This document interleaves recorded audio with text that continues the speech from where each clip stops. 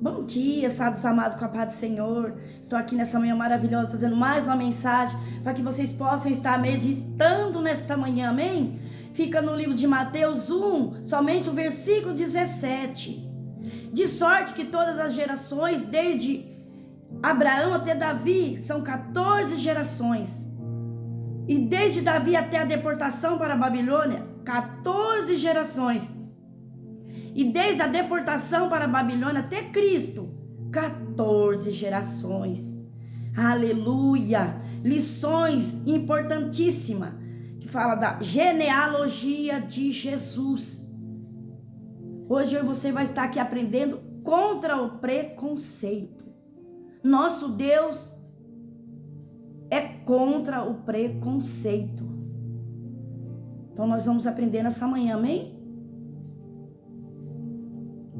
E aqui, meus amados, através dessa palavra, a intenção de Mateus, ao escrever a genealogia de Jesus, era comprovar para os judeus que ele era o Messias, a respeito de quem Moisés e os profetas haviam testemunhado. E visto que Abraão foi informado por Deus que o Messias seria seu descendente, que fala lá em Gênesis 22, versículo 18, depois vocês meditam lá, amém? Em Gálatas 3, 16 também fala. Mateus traça a sua genealogia desde Abraão. Olha só que interessante. Diferentemente de Lucas, que fala lá em 3, do 23 ao 38. Depois vocês meditam lá também, que é importante. E que além de fazer o caminho inverso, vai de Jesus até Adão. Pois sua intenção era escrever para os gentios gregos. Essa era a intenção. E como a cultura hebraica, o pai era a figura principal da família ali, e Mateus baseia a sua lista dos ancestrais de Jesus nos nomes masculinos. Olha só. Mas, para a surpresa de todos, no meio de tantos nomes de homens, aparece o nome de 5 mulheres: Tamar, Raabe, Ruth, Batseba e Maria. Glória a Deus. E o que surpreende nesta lista, meus amados, é que Mateus, além de incluir o nome dessas mulheres, contrariando as regras, cultura hebraica, naquela época era desse jeito que eles viam. Mas aí veio o nosso Jesus, aparece o nosso Jesus para quebrar todas essas regras e mostrar para este povo que ele é contra o preconceito. Ele ensinou e continua ensinando para os nossos dias de hoje, porque nós vivemos num mundo cheio de preconceito, infelizmente. Isso é em geral, é o mundo todo. E por isso que vem essa palavra maravilhosa, esta palavra abençoada, ensinando a minha vida e a sua vida. Como nós devemos agir, como nós devemos ver.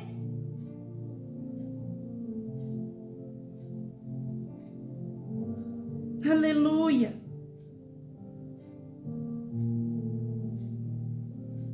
Glória a Deus.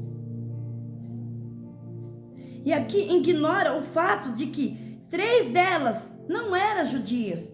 Uma foi prostituta, outra uma adúltera, e uma delas teve um filho do próprio sogro. Olha só. E aqui, meus amados, é interessante que o nome dessas mulheres honradas, olha só, como Sara, Raquel, nem foram mencionadas por Mateus. Porque quando Mateus mencionou essas mulheres aqui, ele escreveu e foi inspirada pelo próprio Deus. Ele não escreveu assim em vão, porque ele quis, da vontade dele, não. Ele foi inspirado pelo próprio Deus a citar o nome dessas mulheres, para mostrar para aquele povo o quanto elas são importantes, independente do que elas fizeram. Que ele estava ali para ensinar para aquele povo que ele é um Deus que perdoa, desde que cada uma se arrependesse dos seus maus caminhos e voltasse para Jesus. E foi o que elas fizeram. Ele não lançou nenhuma delas fora, muito pelo contrário, ele amou. E assim é na minha e na sua vida. Talvez você está aí do outro lado, você está se sentindo insignificante, sem valor, talvez pelo seu passado, talvez pelo que você está vivendo, mas não se preocupa. Mesmo assim ele continua te amando, mesmo assim ele quer te abraçar, ele quer te chamar de filho e de filha. Basta você abrir o seu coração e se entregar a ele, e se arrepender de todo o seu coração, aquele arrependimento genuíno. Você pode ter certeza que a partir desse momento jamais ele vai lembrar dos seus pecados, ele vai ser apagado. Esse é o nosso Deus.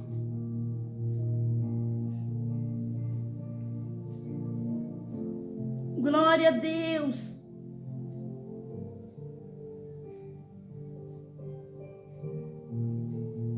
E aqui, meus amados, é interessante também que o nome de mulheres honradas como Sara e Raquel nem foram mencionados por Mateus, pois parece que a sua intenção era mesmo chamar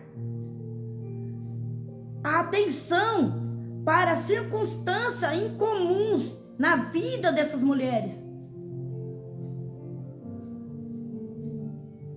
O Senhor queria chamar a atenção daquele povo e ao mesmo tempo mostrar para essas mulheres o quanto elas têm valor para Deus, o quanto elas são importantes. E eu creio em nome de Jesus que elas se sentiram amadas, elas se sentiram acolhidas. É assim que o Senhor Jesus quer fazer de vocês, que vocês se sentem amados, acolhidos pelo Pai.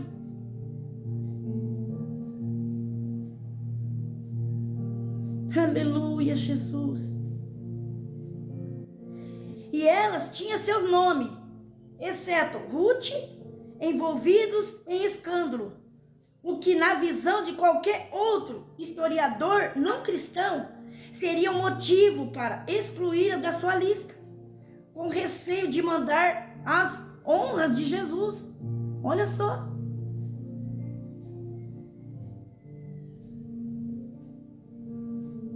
Oh Deus. E Tamar teve um filho de Judá, seu sogro, naquela história na qual ela se disfarçou de prostituta a fim de enganá-lo, que fala lá em Gênesis 38, pois vocês meditam lá, do 1 ao 30, que vai falar sobre essa passagem aqui.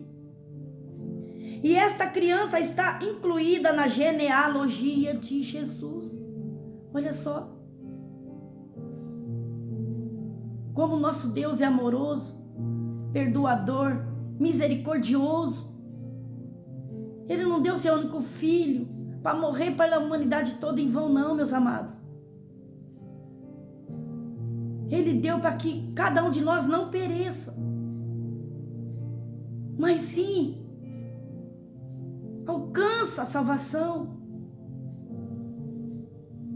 Porque se a intenção dele fosse não a salvação sobre a vida deste povo, dessas mulheres, ele não teria acolhido elas, perdoado a vida delas. Ele poderia muito bem deixá-las de lado, mas não foi isso que ele fez. Ele queria perdoar essas mulheres também, para que elas pudessem também alcançar a salvação. E assim é na minha e na sua vida. O Senhor quer perdoar nossos pecados, para que eu e você também pode alcançar a salvação. Ele não quer que nenhum dos seus filhos e filhas se percam. Muito pelo contrário. Enquanto Satanás está aí para matar, roubar, destruir, o Senhor Jesus está aqui hoje para trazer vida e vida em abundância na minha e na sua vida.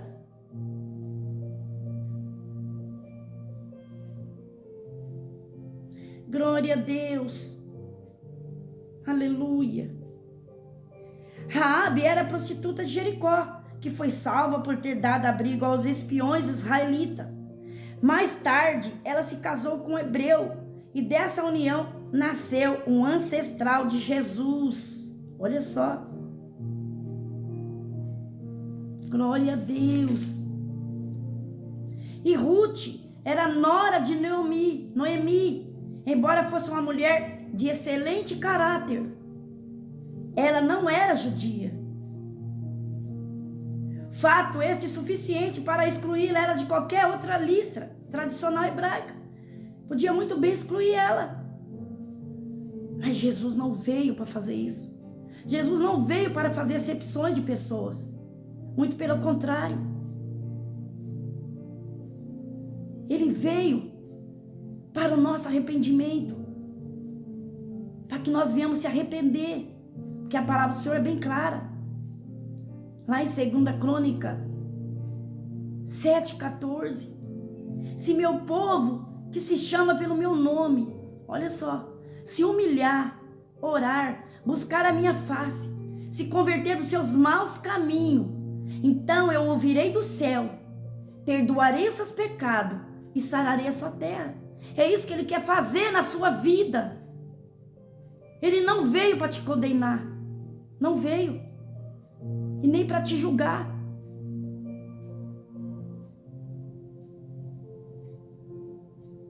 Medita aqui nesse versículo 7, 2 Crônica 7,14. É o que Ele quer fazer na sua vida. Basta você deixar. Amém, meus amados? E Batseba não somente tem o seu nome mencionado, como também Mateus faz questão de lembrar que ela fora a mulher de Urias, a quem Davi mandou matar, olha só, para esconder o adultério que havia praticado com ela, que fala lá em 2 Samuel 11, do 1 ao 27. Não podemos nos esquecer que a Bíblia foi escrita por homens, porém, estes, como nos lembra Pedro, não falaram por si mesmo, porque era o próprio Espírito Santo que ali falavam por eles.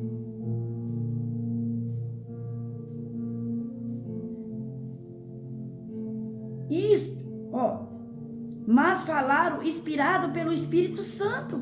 Olha só, foi o que eu acabei de falar. Glória a Deus. Isso quer dizer que era a vontade de Deus que Mateus mencionasse o nome dessas mulheres de vida duvidosa. Porque vocês veem aqui que a vida delas não foram fácil. Elas eram todas pecadoras. Ali cada um tinha a sua falha, o seu pecado. Mas aí, a partir do momento que elas teve um encontro com Jesus, a vida delas mudaram. Elas abriram o coração e deixou-se Jesus grandioso trabalhar na vida delas, transformar a vida delas. E é assim que esse Jesus quer fazer na sua vida. Homens e mulheres, é assim que Ele quer fazer. Nada está perdido. É só você querer. Por quê? Porque Ele não vai forçar nenhum dos seus filhos e filhas a fazer a sua vontade. Ele quer que seja da nossa espontânea vontade, que saia do nosso coração, que nós deixamos Ele trabalhar aqui dentro, moldar aqui dentro, limpar aqui dentro, para que Ele possa habitar e fazer morada. Aí vai acontecer algo extraordinário na vida de cada um de vocês, assim como foi na vida dessas mulheres. Glória a Deus. Pois a intenção do céu era mostrar para nós que, quando uma pessoa se arrepende e muda o rumo de sua vida, Deus a considera como se nunca tivesse pecado. Esse é o nosso Deus, meus amados. Ele deseja que nós entendamos esta verdade, não apenas para aplicá-lo na nossa própria vida, mas para nós ajudar a entender como devemos considerar e tratar as pessoas que erram. Olha só, por isso que eu estou aqui nessa manhã hoje, trazendo essa mensagem, porque o Senhor me levantou, Ele colocou essa palavra no meu coração, para que eu pudesse transmitir para outras vidas, porque eu creio em nome de Jesus, que esse vídeo vai chegar em muitas vidas, em muitos homens e mulheres, que talvez se encontram sem valor, talvez pela sua maneira de viver, talvez pelo seu passado, você se sente diminuído, se sente excluído. Mas nesta manhã, esta palavra abençoada chegou até você. Porque o Senhor quer te perdoar. Ele quer apagar todo este pecado e escrever uma nova história na sua vida. E jamais Ele vai lançar nenhum dos teus filhos e filhas fora. O homem sim pode te desprezar, pode não acreditar em você, dizer que você não vai conseguir, que você não vai vencer. Mas lembre-se que nós temos um advogado, um juízo. Amém? Nosso Deus é o nosso juiz. Esse é o nosso grande Deus. Então se sente importante nessa manhã, vocês, mulheres, homens, jovens, talvez vocês se afastaram da presença do Senhor. Lembre-se que Ele continua te amando, continua te esperando, que as promessas que Ele fez na sua vida ainda continuam de pé, mas só vai depender de você. Você que tem que querer viver as bênçãos do Senhor, as promessas do Senhor na sua vida, porque ela já foi preparada. Mas quando eu e você afastamos da presença do Senhor, as bênçãos que Ele preparou para você aqui nessa terra, as promessas, elas ficam retidas no mundo espiritual.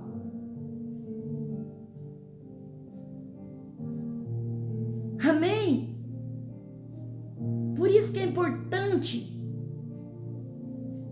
nós se achegarmos a esse Jesus maravilhoso e querer a presença dEle nas nossas vidas, porque é a presença dEle nas nossas vidas que vai fazer a diferença. É a unção do Espírito Santo de Deus que vai fazer a diferença na minha e na sua vida. Amém? As nossas atitudes.